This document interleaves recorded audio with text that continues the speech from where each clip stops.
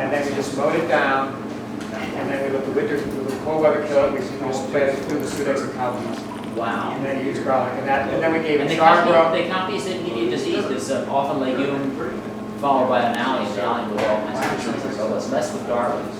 Yeah, we had no problem. I planted garlic after a bean crop failed once, and I know it also had this nice batch of seed in it, and so we put it in here. And we ran the chickens in after the beans, so we had just like super nitrogen. Right. And the entire bed was like that. It was unbelievable. Yeah. Yeah, no, the only time I ever had disease had to do with rainy weather, it was terrible for cereal. And I didn't grow a couple crops anyway. Okay, I guess we're going to start back up, folks.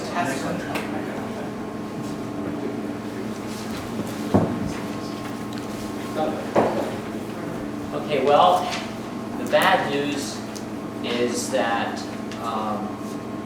we have no way of getting this to project on the big screen. The good news is not very many of us, so you all to crowd around a little closer, you might be able to see this screen. And if you want, there's a couple of empty chairs up here. Can you sit in this one? Come on close. So I'm going to talk first about cover crops, and then after some breaks, and I don't know when the piece will be, but we'll do some talk about soil tests as well. And I have some handouts. Actually, they all stacked up. And then real quick, while he's doing that, on his presentation, if you don't get all the details, we're gonna put it on the website so you can review it later, because he said he may miss some of them and it'll be really detailed, so you can have it at home later when you go to livingwebfarms.org, okay? Because Mark will So you get. find yourself squinting at these PowerPoints and want to refer back to it later, then that's a good way to do it. So there's three of these information sheets I'm passing out, or ones that Virginia Association for Biological Farming published, has kept on their website available for about the last 10 years. 52 pickup. And the fourth, the more boring looking one, the longer one, is about, it's not, what I call it is, it goes with the one that says caring for a soil as a living system, and that one is very idealistic. You just sort of like keep your soil alive and don't work it too hard and don't beat it to death and don't fill it up with chemicals and salts and give it all these good things like cover crops and organic fertilizers and compost.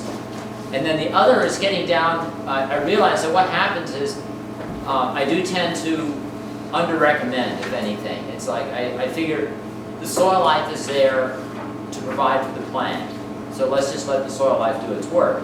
That works great for a gardener where only half of our crops have to do really well for us to feel like we've had a good season. If you're trying to make a living, it gets a little more important to get the nitrogen close to optimal. And you sometimes find you have to make compromises. Okay, well, I know salts aren't good for the soil life, but there's no potassium here, so put a little potassium sulfate on. So anyway, but the reason I focus so much on cover crops is that I've just learned over the last 20 years that when it comes to sustainably growing any annual crops, vegetables, row crops, cotton, corn, you have to have cover crops in your rotation. They're the cornerstone of the sustainable system.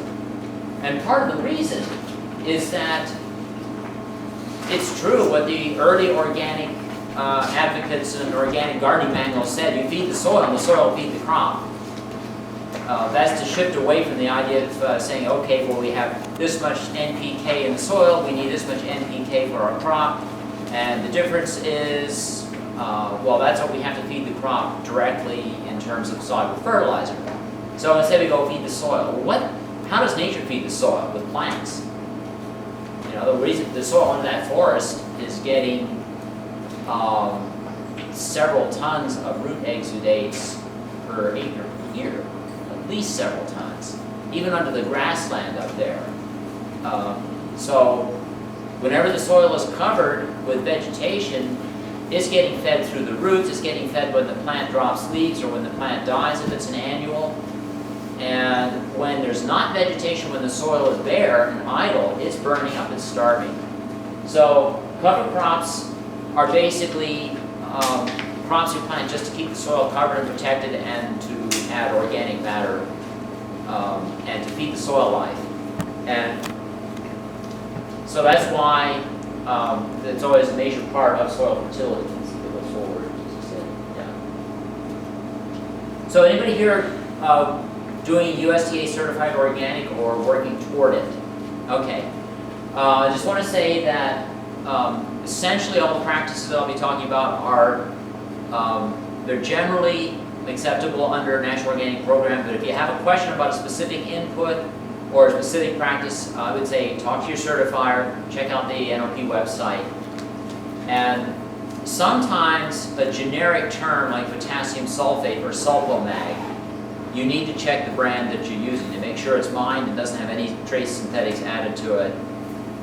There can be a difference between one and the other that really won't affect your soil, but it crosses the line in terms of how the law is written, so it's something to pay attention to.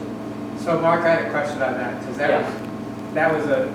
we finally for the first time this year added potassium sulfate to the greenhouse where we had those really low potassium levels. Yeah. And when I heard that, we were real anxious to get our stuff in, and I've been misled at fifth season. I talked to somebody who didn't think they had a potassium sulfate that met NOP. So I just went to the local conventional place and got, potassium sulfate. Yes. And then I started thinking on it and thought, I know there's no difference. I know the microbes aren't going to really care. Right. But we don't certify. Right. But we do say that we follow the spirit of it. That we don't, probably the one thing that we don't do consistently is we're not going to go through 20 catalogs to get our seed. We order from 2 companies. We buy always every bit of organic they have. Yes. We're not going to try to find.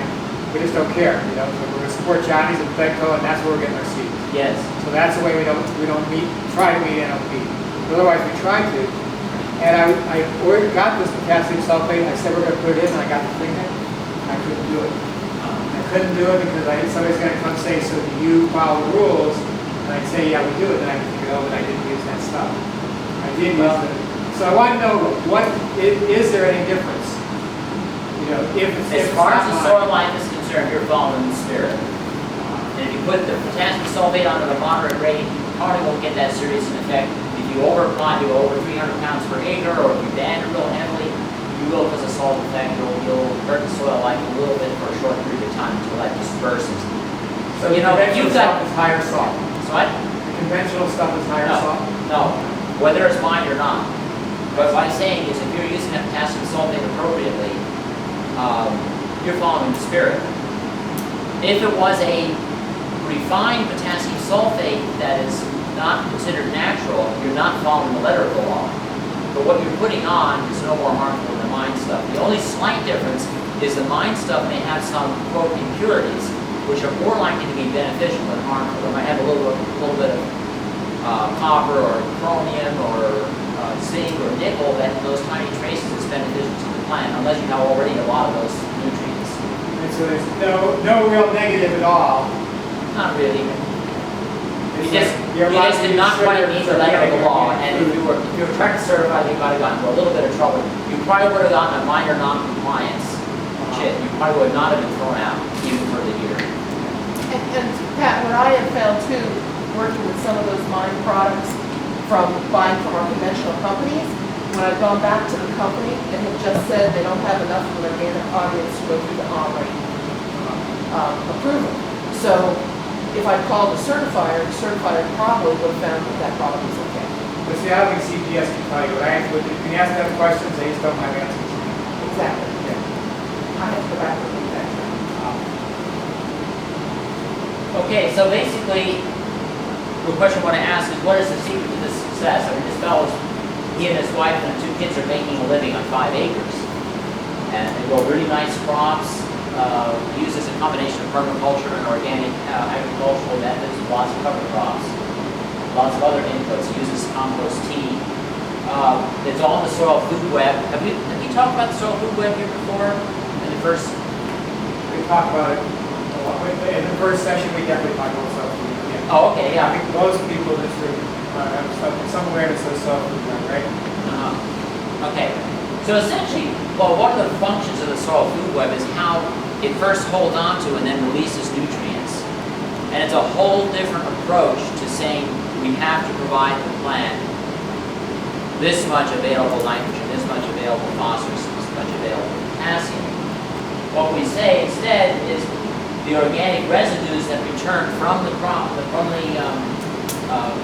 the plant life, plus whatever additional organic inputs the farmer is using, all that breaks down, and then first, and like for instance, if this was a cover crop that was breaking down, or manure, the first thing that happens is the bacteria and fungi will start to consume it, and they'll tie up the nutrients, especially the nitrogen. They'll tend to hang on to it. And that is why very often it's said if your C/N ratio is too high, your plants are going to be starved. But if you have a complete soil food web, this stuff could be 30 to 1. This stuff could be 40 to 1. And once this first phase is well established, then there are protozoa and nematodes that will feed on the bacteria and fungi, the slightly larger microbes, almost visible, like very large complex cells like amoeba. Somebody with very sharp eyes might be able to spot one as a speck. Definitely the nematodes, a little tiny thread, about a half a millimeter long. Those guys, these guys, they don't need as much nitrogen. So they release it. And then you have at a higher trophic level, you definitely can see mites and springtails and slightly larger nematodes. They're feeding on these big juicy microbes, and they're releasing more nitrogen and more nutrients. Because just as when even a growing child, when they eat food, only a small amount of the food remains in the child, the rest goes off as carbon dioxide. In an adult, what we take in goes back out one way or the other, and the same is happening in the soil. So I do take a somewhat different approach to this whole thing about carbon and nitrogen. Yes, if you take sawdust or rye, cover crop, chop it up fine, till it into the soil, you are going to tie up your nitrogen. But if you have a very living soil food web and you feed a more balanced input, where the input is like rye and vetch, I'll tell you this a little bit more about this later, but I actually overfed a pepper crop by growing a rye and vetch crop about this tall, cutting it down, and that was about 50-50 rye and vetch. The C/N was probably right around 30 in that mulch. And the only other thing those peppers got was a handful of low-grade compost, and I bet that the C/N was between 15 and 20. It just had that kind of woody, and it was not like dripping nutrients. It was just homemade compost. Well, those peppers grew this tall, turned dark green, almost midnight black green, and yielded about 3 fruit. Meanwhile, some neglected ones down by the fence that didn't get enough water or enough nutrients and were kind of anorexic looking, they gave about the same per plant yield. And what it tells me is I had to get the nitrogen somewhere between what they got and what these got. So, when your soil food web is full, when you have a complete complement, you have the earthworms and the large insects, they are important for mixing, gradually mixing together all this stuff, and it facilitates all these other stages. In fact, the earthworm gut will have these parts of the soil food web in it. And another thing that's really important is a healthy plant will develop a rhizosphere that has an intensified soil food web. Like in the bulk soil, if you have, let's say, 100 million bacteria and 10 feet of fungal filament per gram of soil, if you take the rhizosphere, the couple of millimeters thick layer right around the root, which is being fed by the plant's exudates, you got 1 billion bacteria and 100 feet of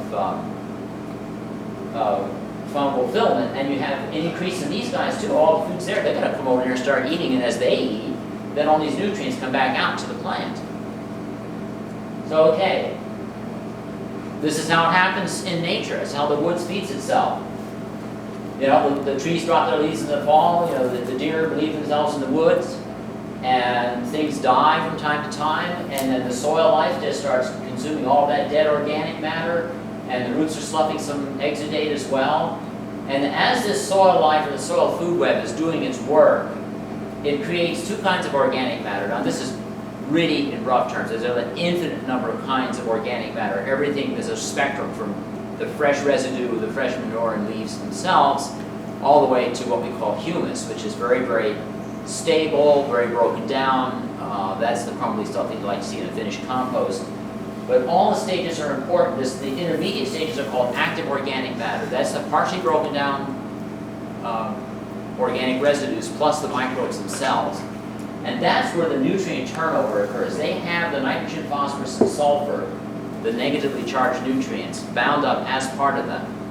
And then both the active organic and the humus will have this negative charge that holds onto the positively charged nutrients, the calcium, magnesium, potassium, and a lot of the micronutrients.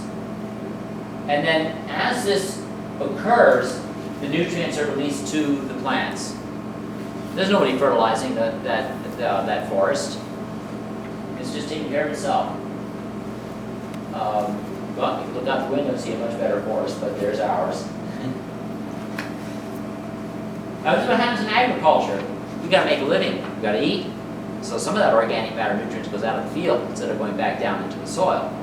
Second thing that happens is, in order to prepare a seed bed for annual crops, and in order to grow, to manage the weeds and make sure that what grows is what we want to grow, we till up the land. And one of the good things about tilling the land is it's like a little stimulant. It's like a little jolt of coffee, and the speeds microbes up, and when they do that, then more nutrients are released. So our heavy feeding vegetable and row crops can get enough, can get more from the soil.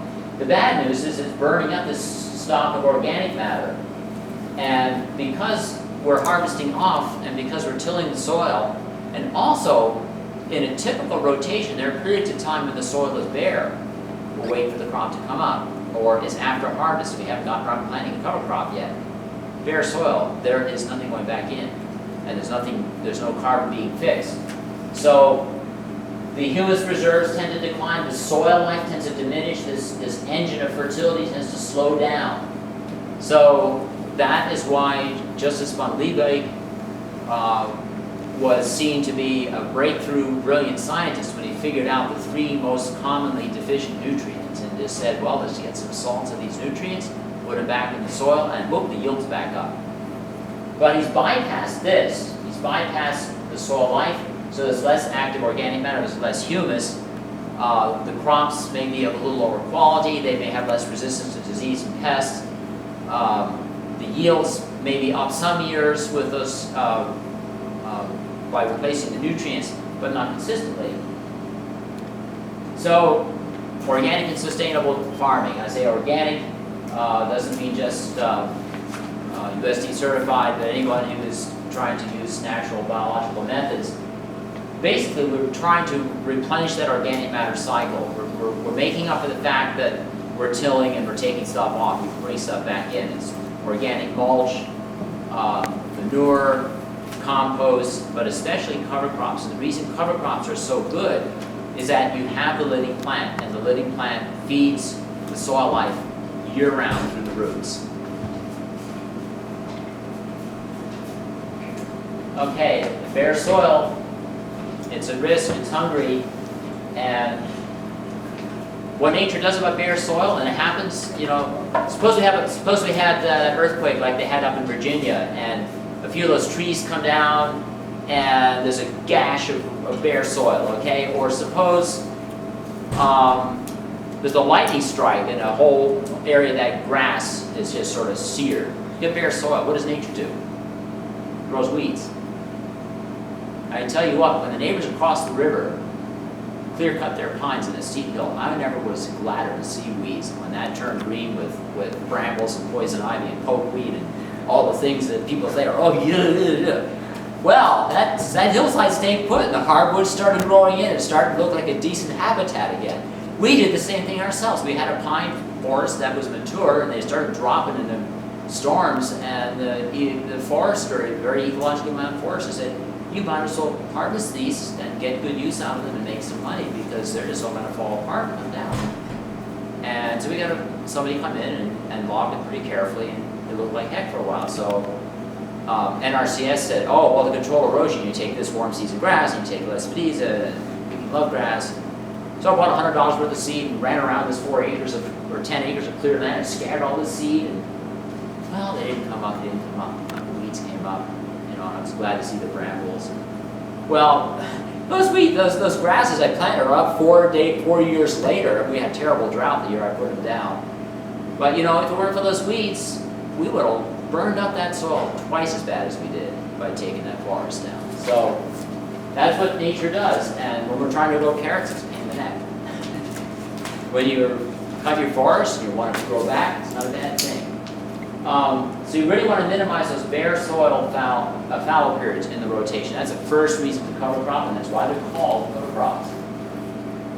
And I was mentioning before, plant roots play this really important role in the soil food web. About 10%, maybe even 15 or 20% sometimes, of the plant's entire gross proceeds in terms of photosynthesis goes down the roots and straight out to the soil food web. And as a result, you get this little feeding frenzy right around the roots. And when the plant is inherently healthy, it's growing in favorable conditions, it's getting the nutrition it needs, it's not too hot or too cold, the soil is suitable for it, etc., and it's adapted to the region, it will tend to invite and associate with the beneficial organisms that will help that crop, that plant thrive. And one of the specifically really important groups of beneficial organisms that respond to these root exudates are called mycorrhizal fungi. And that means fungus root. What it does is the fungus grows into the plant, just like a pathogenic fungus. It says, oh, I'm going to get some of the plant's goodies, goes in there. And then it says, but instead of just thieving, it pays the plant back because it grows out into the soil, basically forming this big network and doubling or tripling the root system effectively. So the mycorrhiza are taking up extra moisture, extra phosphorus, extra micronutrients especially, and taking it up to the plant and then getting 5% perhaps of the plant's energy, of the plant's sugar and amino acids. So it's a tremendous symbiosis. In fact, legumes are amazing. They have a three-way symbiosis. It's been shown that if the mycorrhizae are not present, the rhizobium nitrogen fixation is not as efficient. Like the bacteria, the fungus, and the plant. It's a three-way symbiosis. So now not all plants are mycorrhizal. There are several plant families that don't tend to benefit from this association. They just experience the mild parasitism. It's not a bad disease for a plant to get a mycorrhiza, but it does drain it a little bit. The nut sedges, which are some terrible weeds, the amaranths, which include both grains and pigweeds, the chenopods, which include beets, spinach, lamb's quarters, and a couple other weeds, the purslanes tend to not particularly benefit by mycorrhizae. And then the brassicas brassicas really defend themselves against fungi. They put out these things, they create these compounds called glucosinolates. And then whenever either the plant is stressed or the plant is like killed and then mixed into the soil like as an green manure or a little bit in the root exudate, when those glucosinolates break down, they form isothiocyanates, which are a mild form of what came out of the bhopal plant. Because they're natural and the earth has evolved with them for a long time, they're not going to cause a massive eco-disaster. But they do tend to kill the fungi off around the plant. And then they might arise and say, oh, forget this, we're going to go to sleep. And they go into a spore to protect themselves. And you don't see mycorrhizae in a brassica crop. And fortunately, it isn't like you've shut it down for a long time. If you then follow it with a strongly mycorrhizal host crop, they'll wake back up in a few weeks to a few months. But for a majority of our crops, these are important, especially the fruit crops. Strawberries, if you want organic strawberries to thrive, they must have mycorrhizae. Now you can grow them in a chemical, like in a fumigated soil. They seem to do it all the time out in California, do it on plastic and fumigated soil. I don't know how they do it because the strawberry has an almost obligate symbiosis with these mycorrhizae. Same for all your bramble crops, your tree fruits, your grapes, all the perennials. And also the grains and the legumes, the onion family are very strong hosts. They really do much better The tomato family is moderately strong host. Most of the vegetable crop families, lettuce, cucumber family, definitely thrive.